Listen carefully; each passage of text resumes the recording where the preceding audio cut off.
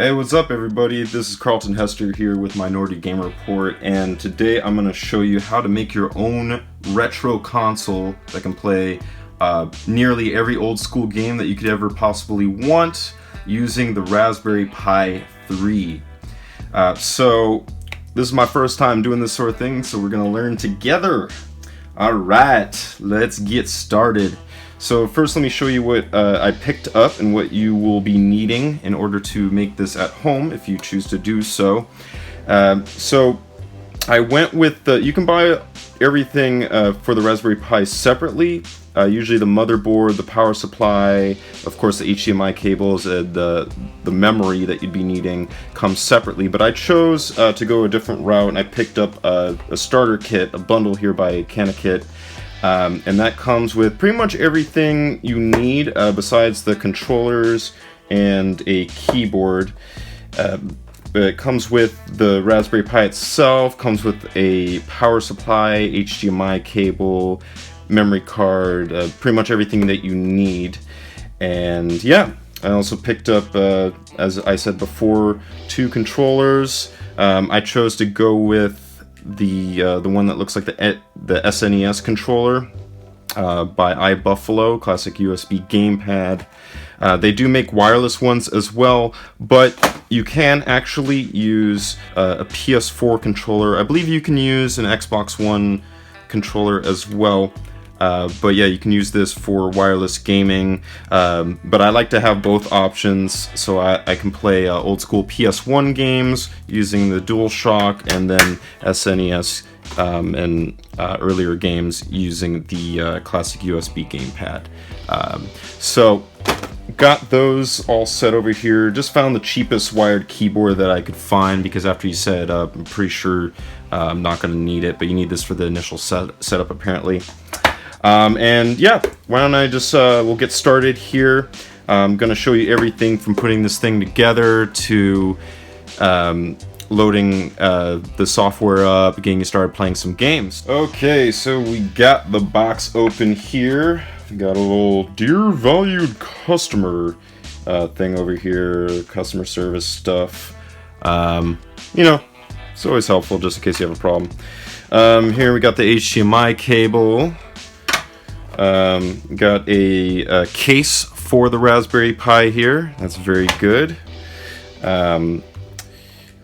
Yeah.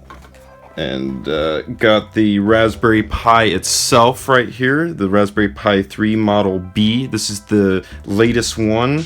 I recommend getting this because this does have out-the-box Bluetooth support, so you don't need a Bluetooth dongle to use a gamepad or whatever other Bluetooth devices that you need.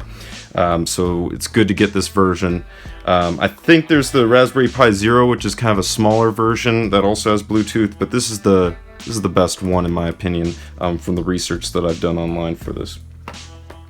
And here we go. We got the 32 gigabyte mini SD card. So that's what you're going to put your games on. Upload your games from your computer onto here, as well as the Retropie software, which is the software that you need on your Raspberry Pi in order to play the games. Let's see what we got. Oh, we got the power supply here, which goes without saying is pretty important. And we got a heat sink to protect your Raspberry Pi motherboard from overheating. From what I've heard, these are kind of useless, but you know, it's placebo effect. Alright, and then we got a quick start guide, which I am going to be needing because I have never done this before in my life. It tells you where everything is on your Raspberry Pi. So yeah, this is pretty cool. I want to tell you right now, all this stuff I got off of Amazon for $75 around. There actually was no tax on it on Amazon, so Amazon might be the way to go. Usually there is tax on stuff, but there wasn't for any of this stuff. And total with the controllers and everything, and the keyboard that I showed you earlier, I think it was around 112 total. I'll have it up on the screen if that's not completely accurate, but yeah, something around that. Yeah, so we're gonna go ahead and get started putting this shit together, and yeah, we're gonna start with the Raspberry Pi section itself. Let's go ahead and break this open.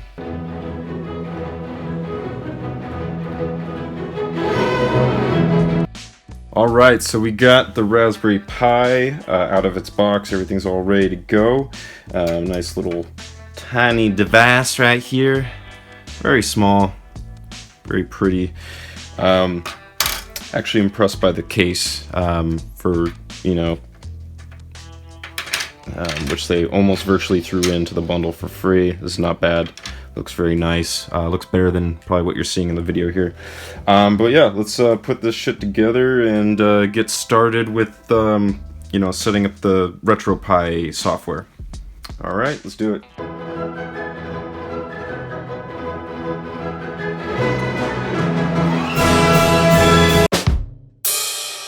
So first thing you're going to want to do is take the micro SD card right here and put it into the micro SD card reader, like so.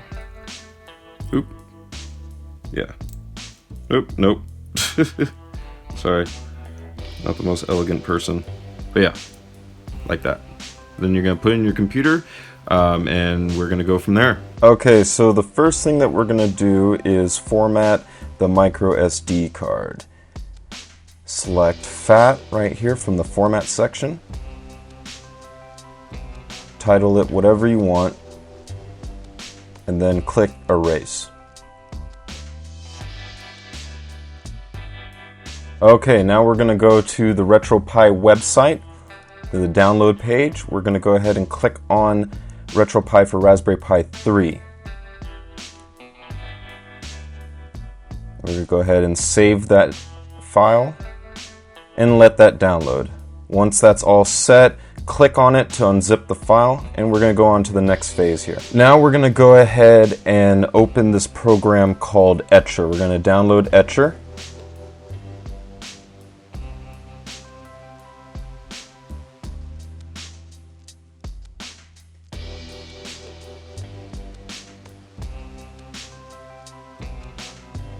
And then we're going to let that do its thing. I'm just going to speed this up here. Once we have Etcher open here, we're going to go ahead and install it onto our applications folder. Just click and drag. And now we're going to let that do its thing. Okay, so we're going to open up Etcher now. And this is the part where we write the Retropie software onto our micro SD card. So we're going to go ahead and select image, which is the Retropie image that we unzipped earlier from the file that we downloaded from the Retropie site. Just going to go ahead and select that from wherever you put it.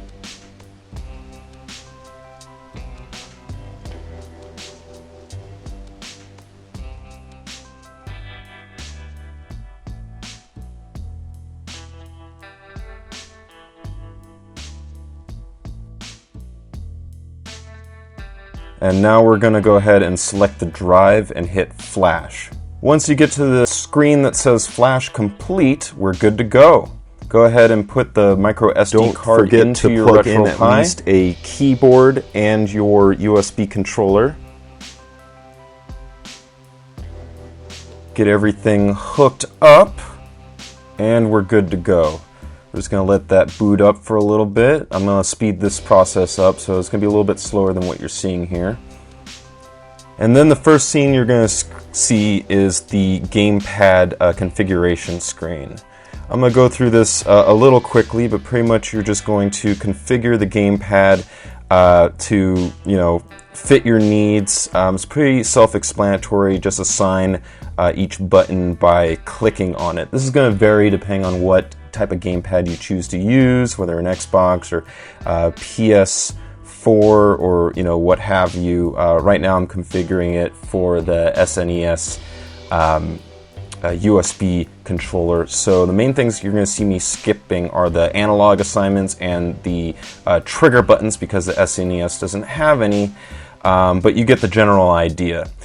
To skip any buttons that you need to, just hold down on any button and it'll automatically skip one of the assignments without assigning it to a button.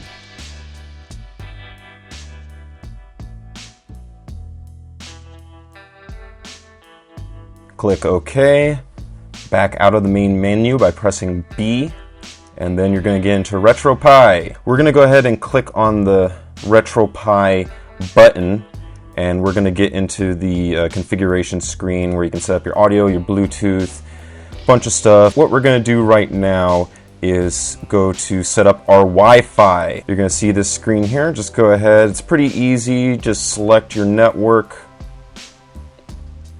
Type in the password.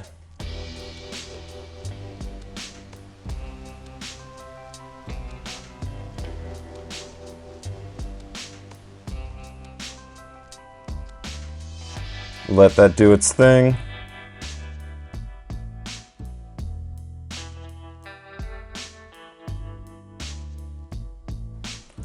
And there we go. We're going to back out here.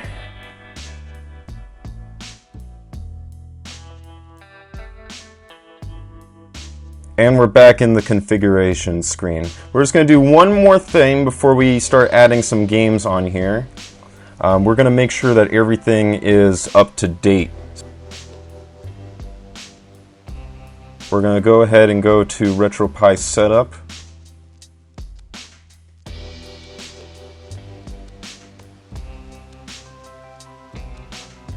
Just click on Update Retropie Setup Script. We're going to let that do its thing, just to make sure that everything is up to date. And really, that's pretty much it. There are a couple other things that you can do if you want to customize Retropie for how you'd like it, but this tutorial is just pretty much to cover the basics. Now that we have everything set up, we can go ahead and download some games off of the Wi-Fi. Now you're going to want to go back into your computer, and you should see Retropie come up on your Wi-Fi network here under Shared. We're going to go to ROMs.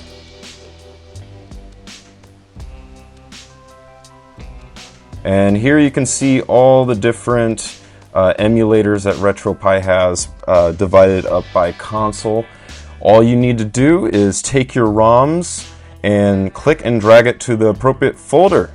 That's really all you need to do. I unfortunately cannot show you guys where to get the ROMs due to copyright issues, that sort of thing. Some of the ROMs, I gotta warn you, do violate copyright law, but you can easily find other sites to help you get started if you don't have ROMs already. Some ROMs are a little more complex to set up than others. There is a Retropie wiki that you can Google for. They have a lot of good tips and tricks to help you get set up. And I'll go ahead and leave a link to the wiki in the description for this video. Now, if you don't have a Wi-Fi and you want to do this manually, you can use a USB. All you need to do is plug that into your Raspberry Pi and just wait a couple minutes for it to flash. Wait about maybe 5 minutes just to be sure. And then when after that 5 minutes have passed, just unplug it, plug it into your computer, and then you'll see the same folders that I showed you on the last screen. Just click and drag and then load it back into your Raspberry Pi. Okay, we're good to go. We got some games over here. Just click on the appropriate folder, and there you go. I got Crash Team Racing over here. That's one of the few that I got. And yeah, I mean, that's pretty much it, guys. Some ROMs work better than others. But yeah, you guys are, once you follow these steps, you're pretty much all set to get started. Always, double check the wiki to make sure that, if you have any questions or anything. One more thing I do want to show you really quickly is how to add artwork to the games that you have listed on your Raspberry Pi. All you need to do is press Start on the main menu, go to Scraper, Go to Scrape Now, filter it by all games if you want, or only missing image games.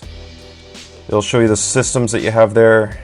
Hit Start, and then it's going to go through each game that you have and show you the most related cover images that potentially match the title of your game.